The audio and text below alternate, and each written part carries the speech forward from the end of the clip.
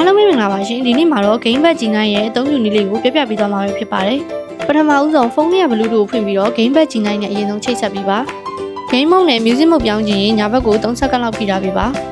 transparency mode နဲ့ ANC mode ပြောင်းခြင်းနဲ့ဆိုရင်တော့ဘယ်ဘက်သို့မဟုတ်ညာဘက်ကို4ချက်နှိပ်ပေးပါ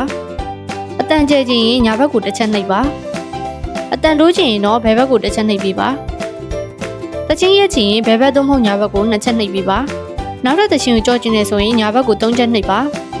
အရှိရတချင်းကိုပြန်ရောက်ခြင်းနဲ့ဆိုရင်တော့ဘယ်ဘက်ကို3ချက်နှိပ်ပေးပါခေါ်စီရီကိုဖွင့်ခြင်းနဲ့ဆိုရင်ဘယ်ဘက်ကို2စက္ကန့်လောက်ဖိထားပေးပါဖုန်းကင်ဖုန်းချလုပ်ခြင်းနဲ့ဆိုရင်ဘယ်ဘက်သို့မဟုတ်ညာဘက်ကို2ချက်နှိပ်ပေးပါဖုန်းလာတာကိုကန်ဆယ်ခြင်းနဲ့ဆိုရင်ဘယ်ဘက်သို့မဟုတ်ညာဘက်ကို2စက္ကန့်လောက်ဖိထားပေးပါ case ကိုအားသွင်းထားရင်တော့အနီရောင်မီးလေးကမိတ်တုံလေးနေမှာဖြစ်ပြီးတော့အားပြည့်သွားပြီဆိုရင်တော့အစိမ်းရောင်မီးလေးပြောင်းသွားမှာပဲဖြစ်ပါတယ်မစိတ်ချခြင်းနဲ့ဆိုရင်တော့ဘယ်ဘက်သို့မဟုတ်ညာဘက်ကို5ချက်နှိပ်ပေးပါကဲဒါဆိုရင်တော့နောက်ထပ်ဗီဒီယိုတွေမှာပြန်တွေ့ကြပါမယ် channel လေးကိုလည်း subscribe လုပ်ခဲ့ပေးအောင်နော်